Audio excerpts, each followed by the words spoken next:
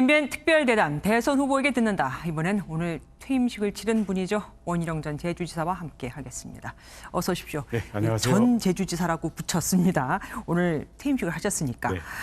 민주당 이재명 후보 같은 경우는 두 가지 일이 가능하다고 보고 있습니다. 그런데 지금 퇴임을 하셨단 말이에요. 여기 대해서 좀 한마디 해주셔야 될 것 같은데요. 네, 저는 지사직과 경선을 병행하는 것은 제 경험상 불가능하다고 봤습니다. 네. 그게 제 양심이고 공직자 윤리라고 생각했습니다. 네. 그럼 이재명 후보의 말은 맞지 않는 것이다라고 생각하시는 거군요. 그리고 불법은 아니지만요. 네. 30조 되는 예산, 또 수백억 원의 홍보비, 또 지사로서 갖고 있는 많은 자원들이 경선을 위해서 편법적으로 쓰이고 있는 게 현실이죠. 네. 그리고 원 후보님 같은 경우에는 사실 개혁 보수를 내세우셨고 두 번이나 제주지사를 하셨는데 그 인지도에 비해서 지지율이 죄송하지만 낮게 나오고 있거든요. 왜 그렇다고 생각하십니까? 제주도에 가서 아름다운 핫플레이스를 만드는 동안 행정 경험과 국가의 미래 비전은 아주 충실히 채워졌는데 그 사이에 인지도는 많이 지워졌어요. 이제 시작입니다. 너무 한 곳에 몰입을 했나 보다 이거군요. 정세균 전 총리 같은 경우는 욕쟁이가 되라는 특별 과외 수업을 받았습니다. 보셨죠? 어떤 또 과외 수업을 받을 생각이 있으시죠? 예, 저는 그동안 좀 뭐랄까 좀 모범생같이 보이고 뭐 이런 게 좀 있는가 봐요. 지금은 국민들 앞에 앞장서서 어려운 문제를 물불 가리지 않고 해결하는 이런 능력과 리더로서의 책임감 이런 거 필요하기 때문에 네. 좀 더 강하고 국민들이 의지할 수 있는 그런 모습으로 제 안에 있는 것을 힘을 끌어내야 된다고 생각합니다. 아직 다 보여주지 못했다. 그리고 당내 경선준비위원회와 관련해서 지금 당내에서 굉장히 말이 많거든요. 거기에 대해서는 어떻게 생각하세요? 경선준비위원회는 그야말로 경선 준비하는 아이디어를 내는 곳이에요. 네. 선거관리는 선거관리위원회가 만들어져서 해야 되고요. 네. 그것은 보다 중립적이어야 되죠. 그런 점에서 경선준비위원회가 지금 경선 규칙이나 프로그램들을 뭐 확정된 것처럼 다 발표하는 것은 너무 앞질러가는 독단이고요. 특히 문제가 후보들과 충분히 의견 교환을 하지 않고 하고 있다는 면에서 상당히 문제가 많습니다. 그래서 저는 경준위보다는 최고위원회에서 충분한 논의를 거쳐서 결정하면 거기에 따를 생각입니다. 하지만 그 후보가 많다 보니까 그 후보들을 다 일일이 만족시킬 수는 없을 것 같은데요. 누구 하나가 결단을 내려서 이렇게 해야 되지 않겠습니까? 후보들이 의견을 낸다고 해서 그걸 다 따라야 되는 건 아니죠. 하지만 의견은 다 듣고 공통점을 찾고 그래서 다시 설득하고 이렇게 해서 최대한 수렴을 해가는 게 정당의 민주적인 의사결정 과정이죠. 이게 어렵다고 해서 생략하면 그것은 일방적인 독단이고 불통입니다.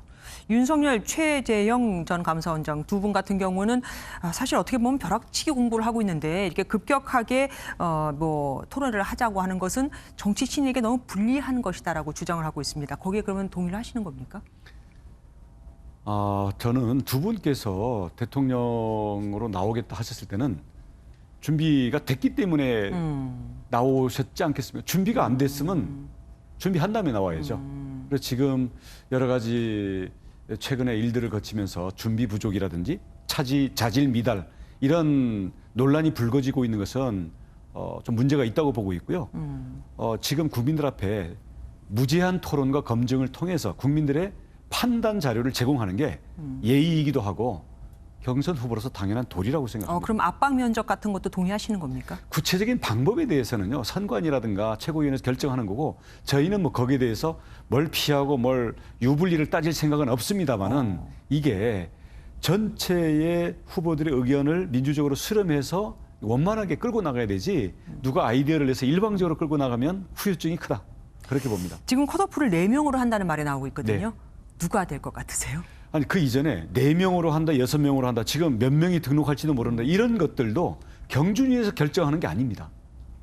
아니 어떻게 누가 결정을 하든 간에 어쨌든 4명을 뽑는다면 누가 될 것이라고 예상을 하시는지요? 왜냐하면 유력 주자께서 말씀하시기를 윤석열 그리고 홍, 유승민, 원 이렇게 4명을 뽑겠다고 얘기를 하셨거든요. 저는 누구냐에 관계없이 저는 최종적으로는 지금 문재인 대통령으로부터 가장 큰 탄압을 받았던 윤석열이냐 아니면 정치 경험과 행정력을 가지고 미래 비전과 어떤 네거티브에도 민주당에 맞서서 지지 않을 수 있는 본선 경쟁력을 갖춘 원희룡이냐. 그 둘 중에 선택을 하는 싸움으로 석 달의 과정을 거치면서 가리라고 저는 믿습니다. 아, 그러면 누구랑 여당 측하고 만나면은 좀 자신 있으시고 누구랑 만나면은 좀 버겁겠다 하십니까? 뭐 좋고 나쁜 건 없고요.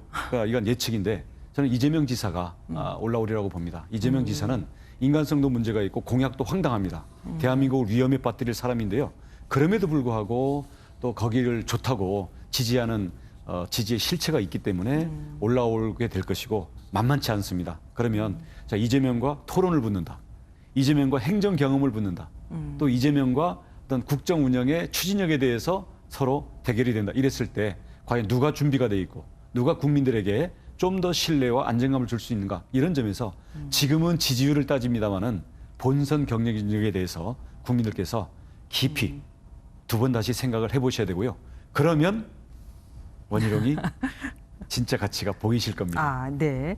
그리고 쪽방촌 봉사활동 보이콧 논란과 관련해서 윤석열 전 총장 측이 전화를 건 건 사실이라고 인정을 했습니다. 전화 받으셨습니까? 네. 아, 그래서 뭐라고 답하셨습니까? 뭐 가야 되냐, 안 가면 안 되냐 그래서 저는 이미 그때는 윤석열 총장이 그때는 입당을 안 한 그 상태에서 저희 후보자들끼리 회의에 참여했을 때 그때 공지를 받고 저희들은 좋습니다 가겠습니다 그랬었거든요. 그래서 우리는 이미 가기로. 당의 회의 때 이의 제기 없이 그냥 뭐 별 생각 없이 우리는 받아들였었다. 지금 와서 그걸 너무 심각하게 그걸 뭐 불참하고 한다는 게 왜 그래야 되는지 난 모르겠다. 그래서 사실은 이게 이야기가 서로 안 맞았죠. 그러니까 결과적으로는 제가 거절한 셈이죠. 왜 그런 전화를 했다고 생각하십니까? 글쎄요. 네. 그리고 엊그저께 명동에서 1인 시위하셨잖아요. 네. 그때 자영업자와 소상공인을 어떻게 지원하실까 이거에 대해서 뭐 100조 원 얘기도 나오고 했단 말이에요. 네. 그 재원은 어디서 구하실 겁니까? 저는 코로나로 인해서 방역을 협조하는 과정에서 특별한 희생이 발생했다고 생각합니다. 자영업자 소상공인의 손실이 이미 100조가 넘어가는데요. 네. 100조 원을 긴급 명령으로 조성을 해서 50조 원은 손실 보상을 하고요. 50조 원은 매년 10조씩 자영업자들이 지금 너무 과다 경쟁이고 떠밀려서 전부 치킨집 김밥집 하고 있잖아요. 좀 더 미래의 경쟁력이 있는 업종으로 전환할 수 있도록 생산성 향상 기금으로 나머지 50조를 쓰자. 그래서 당장의 코로나로 인한 말라 죽어가는 위기에서 건지기 위한 생존 자금 50조. 그다음 미래를 위한 자영업자에 대한 대책 50조. 이 정도는 투자를 해야 된다. 지금 미국 바이든 정부가 1조 달러를 쓰는 거 보면요. 지금 비상한 시기 특별한 희생에 대해서는 특별한 보상과 지원을 해야 된다. 그렇지 않으면 국가가 왜 있는 거냐. 거기는 돈을 찍어내는 나라잖아요. 물론 그렇긴 합니다만은 지금 올해 세금만 40조가 더 거쳤습니다. 근데 이거를 가지고 전부 표 얻으려고 전국민 재난지원금이라는 위로금 명목으로 뿌리고 있는데요. 지금 우리 국민들에게 위자료 뿌릴 때가 아니거든요. 죽어가는 사람의 생존 자금 그리고 소상공인들이 무너지면 이들이 빈민이 되고 앞으로 나라 경제를 되살리는 것도 어려워집니다. 경제 기반 그리고 우리 민생의 생존 기반을 살리는 거기 때문에 여기에 대해서는 돈의 액수를 따져서는 안 됩니다. 네. 그리고 마지막 질문 드리겠습니다. 부동산에 대해서 고민 많이 하셨다고 들었어요. 부동산 양극화 어떻게 해결해?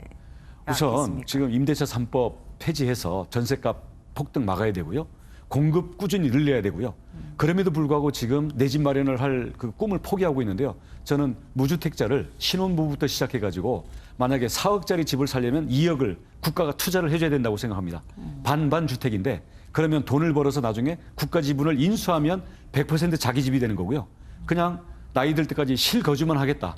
그러면 반만 부담한 상태에서 최소한의 그에 대한 수익금만 내면서 실거주를 할 수가 있는 거죠. 지금은 개개인들이 자기 자부담만으로 집을 사기에는 지금 틀렸고요. 이걸 가지고 방치하면 앞으로 이 집값의 자산 격차로 인한 현대판 신분 세습 때문에 우리 경제도 문제가 되고 국민 통합 물 건너간다고 생각합니다. 예, 아주 강력한 주장 잘 들었습니다. 나오셔서 고맙습니다. 네, 감사합니다. 대선 주자에게 듣는다. 오늘 20일에는 김두관 더불어민주당 의원을 모시고 이야기 들어보는 시간 갖겠습니다.